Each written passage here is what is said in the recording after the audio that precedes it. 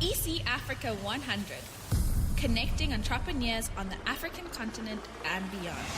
Profiling 100 entrepreneurs in 100 days. Tune in as we amplify African excellence with your host, Vanessa Harilal, on Africa Business Radio. Hi guys, this is Vanessa Harilal. At Vanessa Harilal is where I'm at. You are tuned in to Africa Business Radio, and you are listening to a podcast on a journey we created called ECAfrica100. ECAfrica100 is the hashtag, and the show is a business show set up to show the diversity of how people are enterprising and making life work. Our guest today is a trailblazer, someone who started a business digitally and online, and whose business is now scaling around the continent thanks to a kitchen show, which is highly innovative. How are you, Taynita Harilal? Super excited to have you on the show. You are but 21 years old, finishing your first degree. How do you find yourself on this chair? Hi everyone, I'm so excited to be here. I think that my journey to this chair has been something that I have wanted to do for a very long time. Like you said, it's through my show Bunnies in the Burbs, which shares digital content across the continent through a cooking show. And I think that the reason I'm here is because I bring a different perspective because I'm so new into this game. 21 years old, you have your own cooking show. It's digital, it's on TV, it's scaled through Viva Nation TV, it's available to take through other parts of the continent. You couldn't just have started the show. You obviously have a voice. How did you know you could do it? Right, so I think something that really changed the game for me was my final year of school. I was 18, I was trying to enter this big world and I wasn't sure what I wanted to do.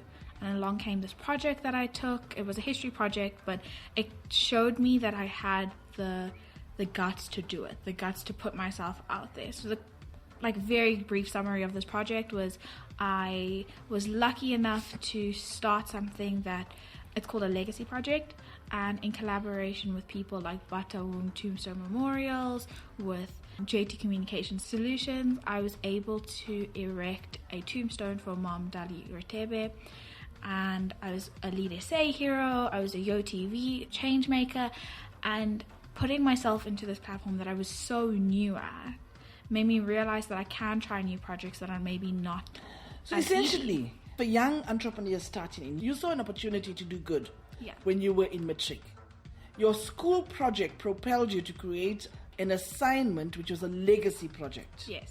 So anybody in anybody's school can do this. Yes, 100%. But I do think that I was placed in very unique circumstances where I have always been so passionate about the continent, so passionate about the arts and culture in South Africa, that I took this project on because I wanted to make a difference. I wanted to stop sitting around, stop having conversations around coffee tables.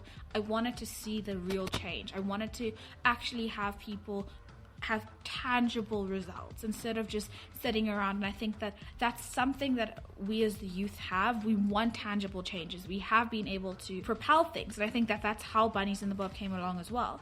I was given this opportunity. Yes, it was to help out a family business. Yes, it was very, very new and very, very daunting. But I think that because I was so passionate about the project, because I loved sharing new African content, it almost provides like cushioning for the fall, if there is going to be one. You used Facebook as an opportunity to connect to markets. You used media at the time. What did you do? Yes. So the premise of this project is that you're meant to have like a legacy. So I set up a Facebook page where people from around the continent, from around South Africa, could come and share their stories. This Facebook page really started getting attention. Lots of people started signing up, and it was very, very inspiring to see. Through this Facebook page, through Instagram, Twitter, interviews that I did, contacts like tombstone memorials, like Lead SA, like Your TV got in contact with me, and we were able to then to have this project. So yeah, social media was a big factor in my school project. So the good thing about using social media and media is a combination. It got you a goal, it got you a donor. About $15,000 was raised. Yes. And the money went into a tombstone. Yes. Some business lessons I think important is when you ask, know where to ask. Yes, 100%. I think that also, if you're going to ask, you might as well have the correct people around you to advise you. So I went to Bataung Tombstone Memorials. He does the tombstones for Legacy Lane, I think that's what it's called. So like the giants in our country. And I think it's also important that he contacted you, because sometimes you have business people who have money, yeah, and they want to make a difference, but you show them the opportunity. Yes, yes. Okay, I'm mindful about where we're going to in the conversation. Bunnies in the Verb is a TV show, an online TV show. Yes. Tell us about the production and how this happens. So, Bunnies in the Verb started in 2015. The premise of the project is to create African stories. You share it over a meal. We learn to make dishes from around the continent like jollof fries, and we learn so much about the person. It started in our own family kitchen with our own appliances. We used some of the equipment that we had. We used people that knew what they were doing. We chose cooking because it was something that came easy to me and the production team. It's such a vast platform because I think as Africans, food is such a big part of our society. We share grief, we share joy over these meals, and I think that that's something I wanted to put through on this show. Since 2015 though, Bunnies in the Verb has really grown and expanded. So we now have our own studio with our own little kitchen. Now we're streaming on an online TV platform known as Viva Nation TV. We also have a YouTube channel, a Facebook channel, Instagram, and it is growing every single day. We have a bigger team, we have more guests, we have different series of the show, and very excitingly, in the near future, we're going to have Bunnies in the Burbs Tanzania, Bunnies in the Burbs Congo, Bunnies in the Burbs Zimbabwe. So we are expanding onto the continent with new presenters, and I'm very happy to hand over or to collaborate with these new presenters. So what's important, I think, for me on a show like this, because ECAfrica has birthed what no one knows, is that ECAfrica, a JT Communications project profiling 100 entrepreneurs in 100 days, yes, is a hustle to try to stay relevant in a digital age. Yes. But the importance of a simple business idea, yes, in a family kitchen. Yes, yes. What does Bunnies in the Verb mean? What does it do? So you mentioned JT Communication Solutions and ECAfrica and Bunnies in the Burbs. And right. I think that Bunnies in the Burbs started as a cooking show, yes, but it also launched the digital sector of JT Communications, which now sees us sitting, having this conversation in ECAfrica100. So Bunnies in the Verb to me was like our foundation phases. It was our project that we started out and allows us to have this podcast, allows us to have this show that we're putting out. I think that it's a platform that can be adapted and changed no matter where it's going, but the premise always stays the same. You want to put out positive content, you want to share a meal with someone, and you want the story to be relevant and new. So I like the fact that we are able, so when you're taking notes for this masterclass, I think what we demonstrate in both of us here is that when you can't get help somewhere else, the opportunity to self-create lies within what you can use, simple things around you. Yeah. What business lessons have you learned, and who are some of the guests you've had on the show? So in our very first season, we had people like Nikki B, and she hosts a radio show in South Africa. One of the biggest in the continent, actually. And she showcases African artists, and she's just one of my most favorite people to listen to. So I was very excited to have Nikki B. We had Mum Yvonne Chaka Chaka on our most recent... The Princess of Africa. I mean, she is a giant on her own. We've had people like Deshaun Daisel. We've had people like... Vanad. Yes, and like her book, Men of the South, was something that we all reading in the office before she came. We all had questions for what happened to each character, and I've then also had people who have small businesses like myself, like Priyanka. I've even had the opportunity to have people like both my grannies, and sadly one of them has passed away. And I think that that's something that I love about Bunnies in the Verb, the collaboration aspect. So you asked what business principles have I learned. I think my first thing would be to work with what you have around you and to work in something that you know you enjoy.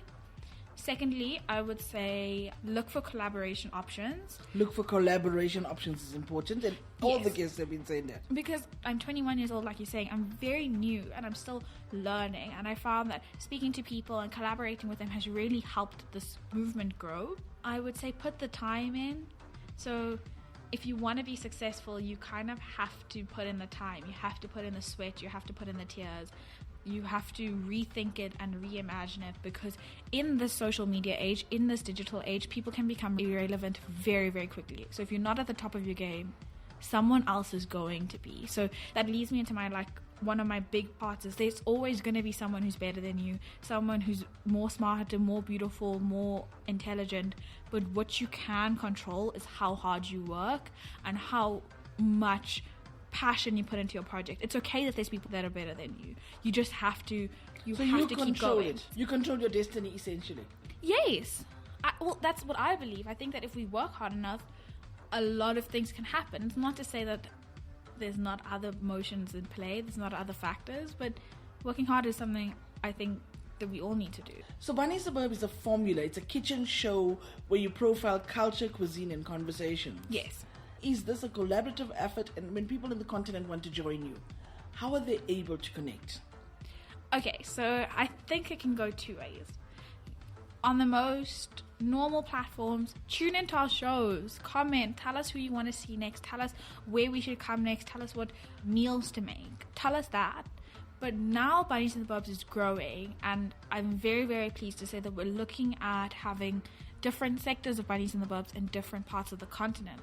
So if you are a content creator, if you are good in the kitchen, if you do know some entrepreneurs or people with really, really good stories that could be on the show, follow our social media pages. So at Bunnies in the Verb on all social media platforms. Tell us about yourself. Tell us about these entrepreneurs that you want to be. And if you are a presenter, get into contact with us, because you could be the face of Bunnies in the Verb in your country.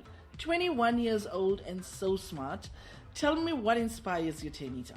I think the women in the continent, they really motivate me to be better, because I think that you hear about these women that are starting clothing lines and writing books and on the billboards, but you also hear about these women that are taking on industries and becoming CEOs. And as a young woman, especially as a South African young woman, I really find that inspiring. I really think that it's super motivational for people my age and younger and even older to think that as a woman we stand on the shoulders of giants and we can take on the man, I guess.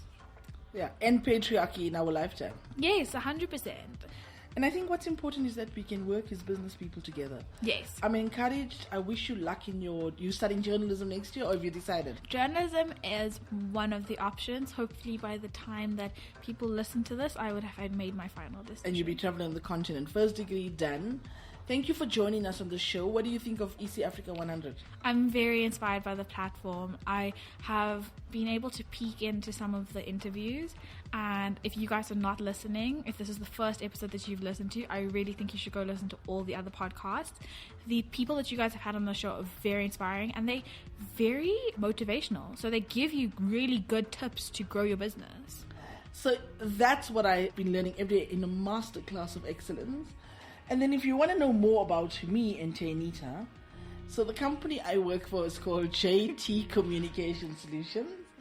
The T stands for Taynita, and you never know what you'll find out. So have a super day. Thank you for joining us on the show, Taynita. Thank you for having me. ECAfrica100 is where we're at, and my name is Vanessa Perumal, in conversation with Taynita Harilal.